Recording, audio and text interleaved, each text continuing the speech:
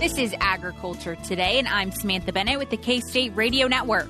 On this Wednesday's program, we begin with 2022 performance test results for corn, sorghum, soybeans, and more. K-State Crop Performance Test Coordinator Jane Lingenfelser joins us to highlight the major takeaways from the data collected during a year where growing conditions posed quite the challenge. Jane highlights the impacts of the drought on the trial results and begins with corn performance data for the year. We wrap up our discussion with Jane by ending with insight on the results of soybean, sorghum, and sunflower performance results for last year. While all crops faced many challenges and had failed trials, sunflowers took the bulk of it, with all but one of the trial fields being destroyed by a hailstorm. We end with this week's Beef Cattle Institute's Ask the Experts, where K-State experts Brad White, Brian Lubbers, and Bob Larson discuss strategies for managing hypothermic calves. That and more is coming up ahead on Agriculture Today.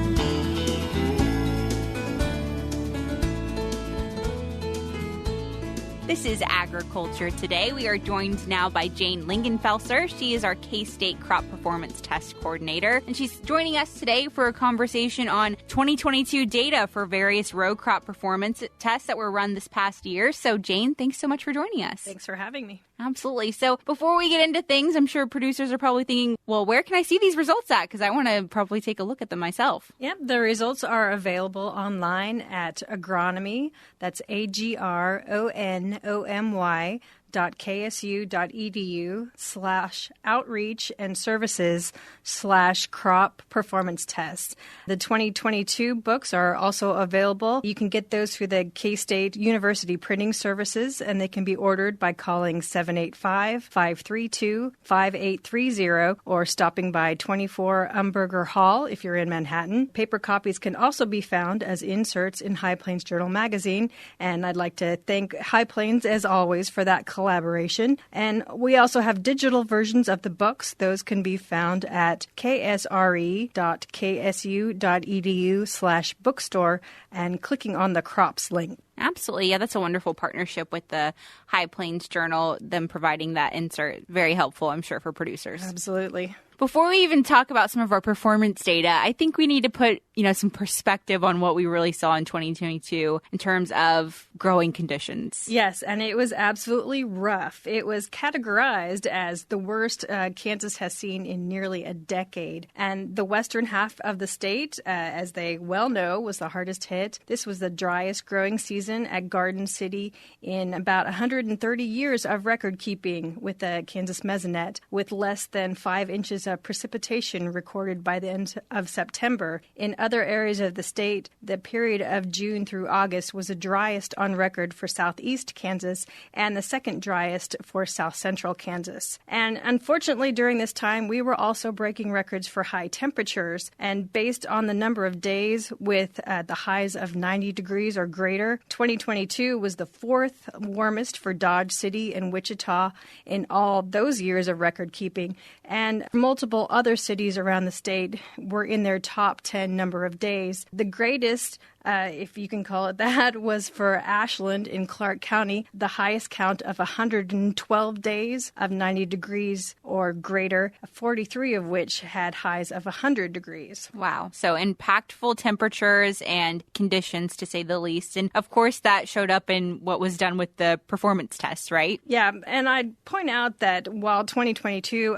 was never hospitable in the western part of the state, the eastern half of the state was actually drought-free at the beginning of the season in April. And so planning an establishment of the tests, such as in Parsons in southeast Kansas, those were impacted by too much precipitation early on. But that area would go from drought-free to exceptional drought in the next 3 months. And these changes weren't quite so dramatic in other areas of the state, but there was absolutely no part of Kansas that wasn't affected by drought and heat this past year. And even the irrigated fields were not immune to the effects of the drought stress, especially with numerous days over 100 degrees. And I'd point out that there's tremendous advancements in drought responses in commercial hybrids and varieties. But at the end of the day, these are living organisms that require a base level of inputs in order to survive. And, that 4.8 inches in Garden City was not it. And so as a result, numerous testing locations failed in 2022 and will not be shared today. Good to know. Just keep that in the back of your mind as we go through today's discussion, that some of these conditions, obviously, we didn't have control over, and therefore we didn't get the results we were really hoping to see. Exactly. And speaking of conditions we don't have control over, I'll also mention the disease and insect problems this past year, which were overall really reduced or just not apparent because of the greater effect of the heat and drought. But for corn, the main issue this year was Aspergillus ear mold that produces aflatoxin, which obviously is a toxin that is not permitted in the food source, and also stalk rots, which are favored by hot, dry weather. Tar spot, which is an emerging disease caused by the fungus Phyllochora matus, has been confirmed in Kansas, and that's being monitored throughout the state. There was some detection of southern rust in northeast Kansas, but that never really gained a footing since we didn't have the high humidity needed to sustain it. Insect-wise for corn, there were a few reports of Japanese beetles feeding in eastern Kansas and concerns about western corn rootworms in continuous cornfields, but again, never to the levels that required treatment. Wonderful to know. We actually did a segment on Ag Today about tar spot specifically. And so that was great. If producers are still wanting to learn more, go back and listen to that episode. We have great K-State experts. And of course, even with these emerging things that we're still learning about, they provide great insights. Oh, yeah, definitely. And that wasn't the only area or the only crop where we saw disease issues, right? Soybeans had some as well, right? The main issues both for soybean and grain sorghum were charcoal rot, which again is favored by that hot, dry weather. Insect-wise, again, not incredibly severe this year, but Dectees stem borers were plentiful in soybeans and did cause some concern.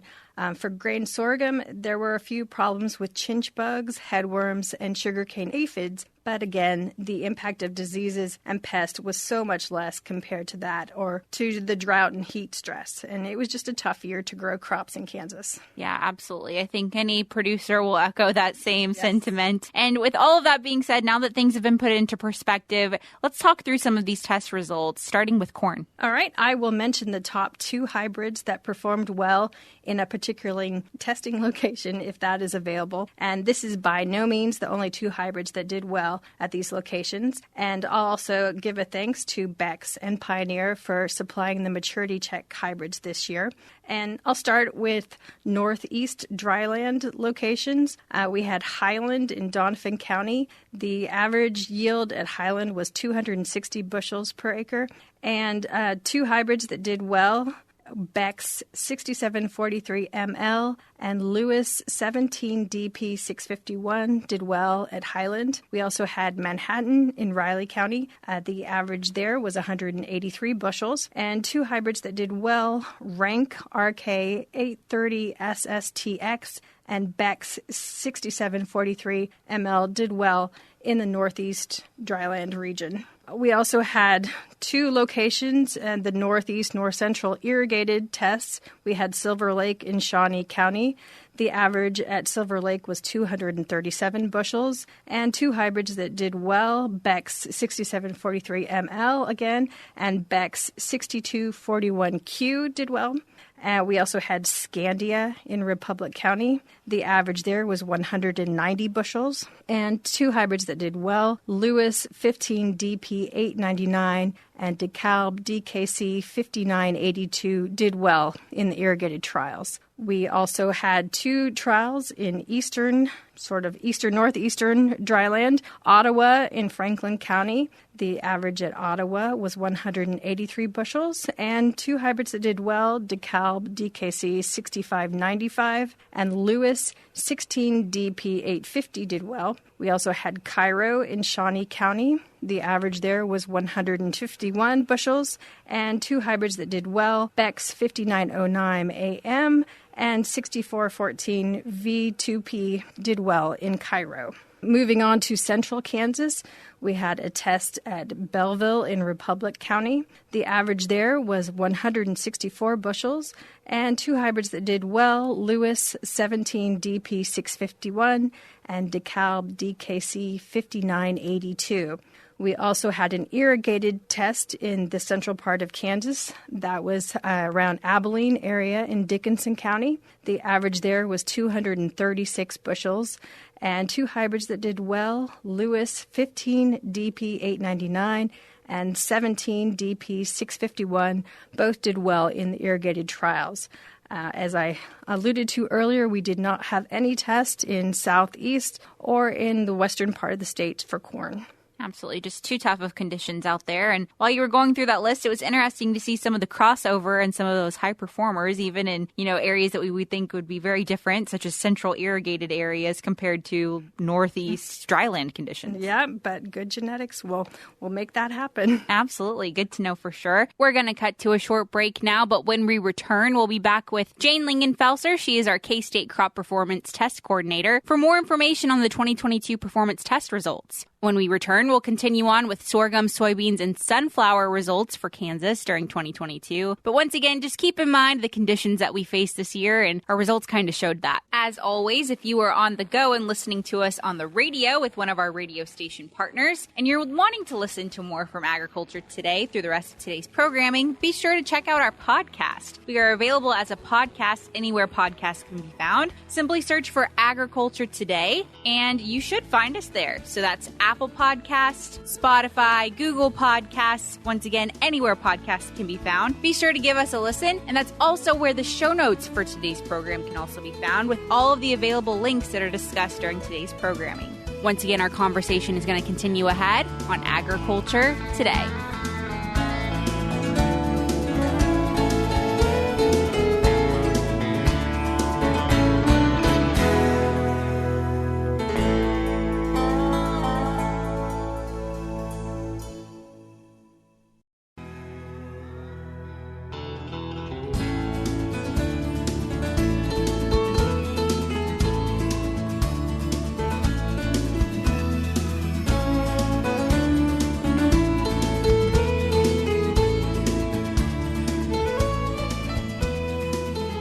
You're tuned back into Agriculture Today. We're continuing our conversation now with K-State Crop Performance Test Coordinator Jane Lingenfelser. She's joining us to highlight major takeaways from the data collected during a year where growing conditions posed quite the challenge. We're continuing on with those results for sorghum, soybeans, and sunflowers now. And then continuing our conversation on to soybeans this year, what did we see performance test-wise? Yeah, and I'll do something similar, but this year I was looking at multiple year averages instead of just individual years. And I'll also mention that soybean varieties are treated with conventional herbicides in the test, and they are not separated by the tech trait. Some of them are separated by maturity, but not by tech. So they're all treated the same. And for soybean tests, we had two trials in eastern Kansas. We had Ottawa in Franklin County, and those were separated by maturity. So in the group 3 and 4 test, the average was 47 bushels per acre.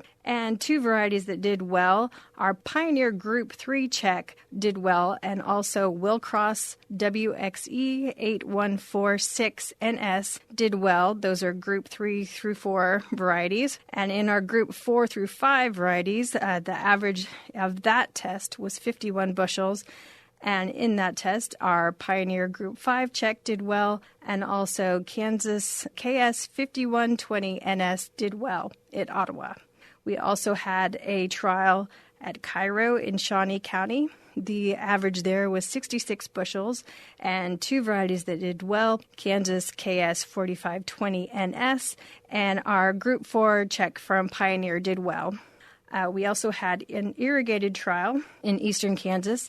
That was at Silver Lake in Shawnee County. The average at Silver Lake was 63 bushels, and two soybean varieties that did well there, Kansas KS 4520NS and Willcross WXE 8043NS did well. We also had 2 trials in the central part of the state, one dryland at Belleville in Republic County. The bushels per acre at Belleville were 40.3, and the variety that did the best there was our Pioneer Group 3 check.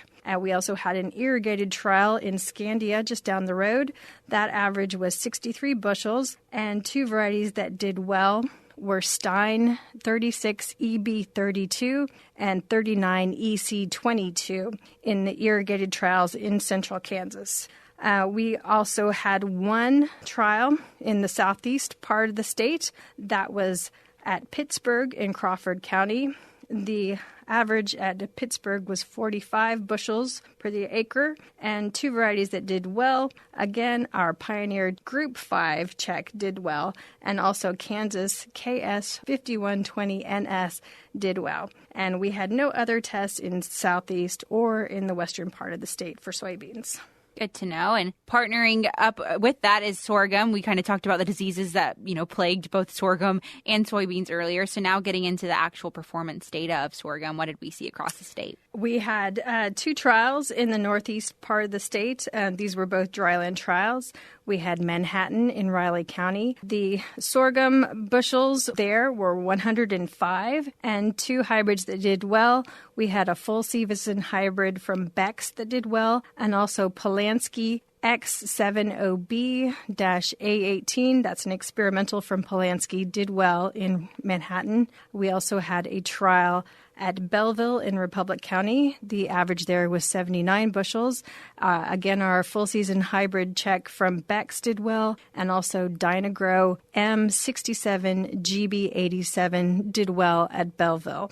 We also had a trial at Ottawa in Franklin County in eastern part of the state. The average at Ottawa was 109 bushels, and 2 hybrids that did well there, Dynagrow GX21965 did well, and M72GB71 did well at Ottawa. Moving to the central part of the state, we had a trial at Assaria in Saline County. The average there was 65 bushels, and 2 check hybrids that did well at Assaria were our full season hybrid from Pioneer and our medium maturity hybrid from Beck's did well at Assaria. We ended up having 2 trials that were west of Salina for grain sorghum that we were very excited about.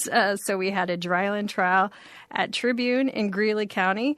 The average at Tribune was 75 bushels, and 2 sorghum hybrids that did well there, Dynagrow M54GR24, and our full season check from Pioneer did well at Tribune. We also had an irrigated trial there. And the average for the irrigated trial was 134 bushels, and our 2 full season and medium checks from Beck's did well in the irrigated trial. Once again, tough season, keep that in mind, but our sunflower trials really took a bulk of it looks like. They did, and that was maybe the most heartbreaking for me because we had 5 locations that actually survived, and then we lost 4 of them to hail. They were not all that good because of the drought and heat, but there was something there until the hail happened. So we were left with 1 surviving location at Ashland Bottoms in Riley County. The average at Ashland was 1,934 pounds per acre average, and 2 sunflower hybrids that did well at Ashland, Cropland CP7919CL and Dynagrow H45NS16CL did well in our 1 sunflower test.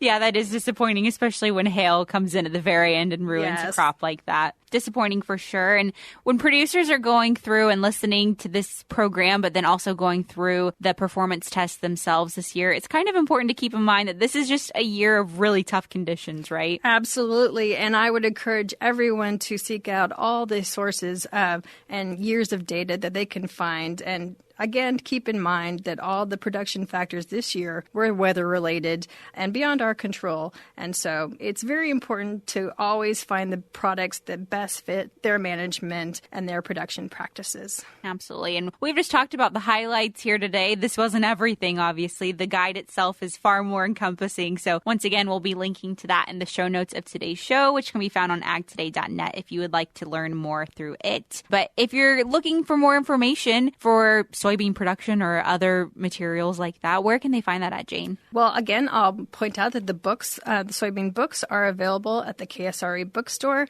and can be ordered at 785-532-5830. And they can be found online at ksre.ksu.edu/bookstore. And there's a few other sources in the state that I would encourage people to take advantage of. For additional insight into soybean production, in particular, people can consider attending the last remaining soybean school that is in Salina on February 22nd. And that can be attended by registering online at https://bit.ly/soy-school or by calling Kansas Soybean at 877-577-6923 or contacting Jay Wisby at 785-309-5850 or by calling the K-State Extension Agronomy at 785-532-0400. And another resource for soybean producers that is free and an excellent service is the free SCN testing that is offered by the Plant Pathology Diagnostic Lab after the ground warms up this year. And samples can be sent to your local extension office or straight to the lab.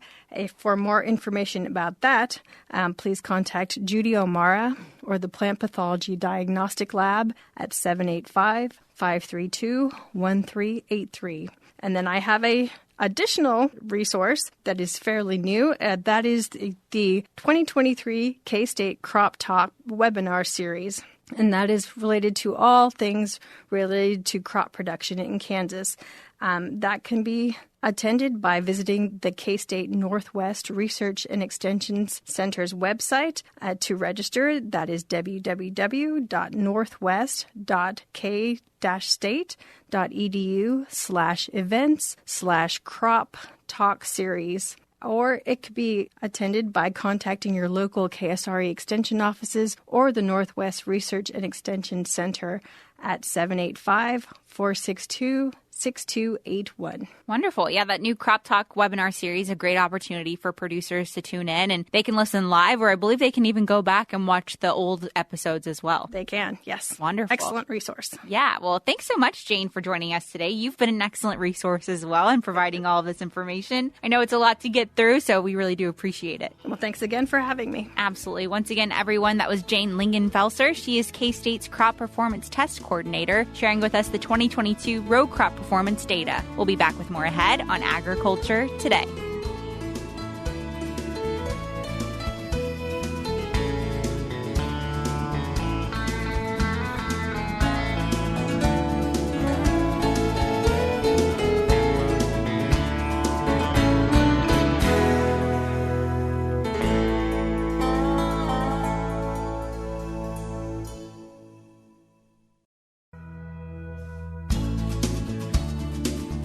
You're tuned back into Agriculture Today. We're ending today's programming with our friends from the Beef Cattle Institute for this week's Ask the Experts. This week, we're joined by experts Brad White, Brian Lubbers, and Bob Larson. Hi, welcome to Beef Cattle Institute's Ask the Experts, where our experts will answer your question. I've got two great experts with me today, Dr. Bob Larson. Hello, Brad. And Dr. Brian Lubbers. Hello. And we're going to have a chance to answer a question from a listener. If you have a question that you'd like us to answer, you can send us an email at bci@ksu.edu. And when each of our experts give an answer, they get a score on their response up to 10 points. Today's question, very relevant at this time of year, is we sometimes have newborn calves that are being born into cold temperatures. How do you handle hypothermia or low temperature in newborn calves? Brian, I'm going to start with you. So everybody's favorite answer, it depends, right? There are various levels of hypothermia. There are calves that are born and their body temperature starting to lower, and then we get all the way down to they have a very low body temperature, they're depressed, they're not moving.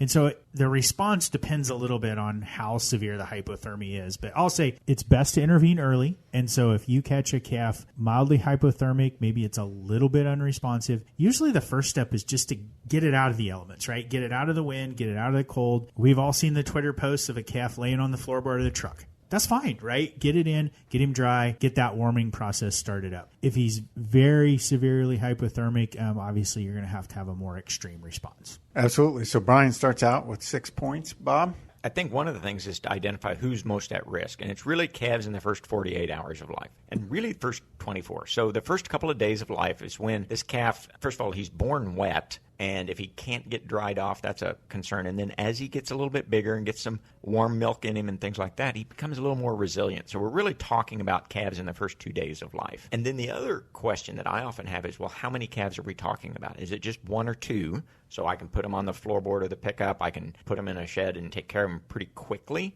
Or did we have some really unfortunate luck and we've got a lot of calves born in a difficult time? Probably the worst is like a cold rain, and we've got a lot of newborn calves. It's a bigger problem when I've got a lot of calves to deal with. And then I'm going to basically need a workforce of people, try to warm them up pretty fast. But one of the things that I'll raise a caution about is if you warm them up too fast, as in put them in front of, a really hot heat source, I can actually then tip over to too hot hyperthermia if I'm not careful. And I've seen that a few times when we've had so many calves, it just becomes hard to manage the workload. So you warm them up and they get too warm, which can be just as bad as being too cold if you go to the other extreme. So good starting points there, and talking about taking a temperature, figuring out where they are, how you assess what's going on with those calves, as well as if there's too many. So what do I do to prepare for this? So again, it depends on what your expectation or anticipation of having to, how many calves, how severe. I always suggest prepare for the worst.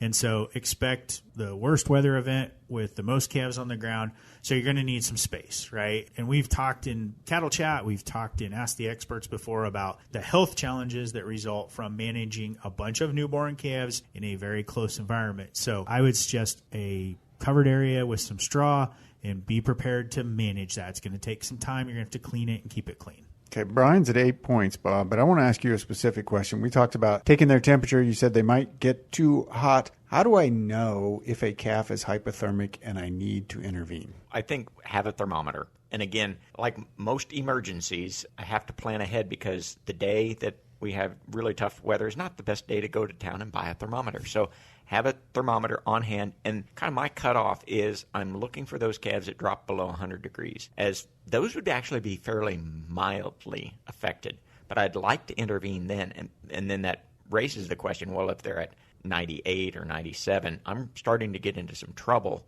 and I need to be more aggressive and get them warmed up really fast. But I kind of use they're born at about 100 degrees, and I'd expect them to move up pretty soon after that. And so I have a thermometer available. Yep. Have a thermometer, and we talked about getting them out of the elements. The other thing I'd mention, get them dry, right? They come out wet, get them dry as soon as you can. That's going to make a big difference. So thanks for your input. Brian ended up with 8 points. Bob ended up with 7. So thanks for listening today, and happy to have you with us. As always, you can email your questions to bci@ksu.edu. Once again, those were K-State experts Brad White, Brian Lubbers, and Bob Larson for this week's Beef Cattle Institute's Ask the Experts. That concludes today's programming. We'll be back with more tomorrow on Agriculture Today.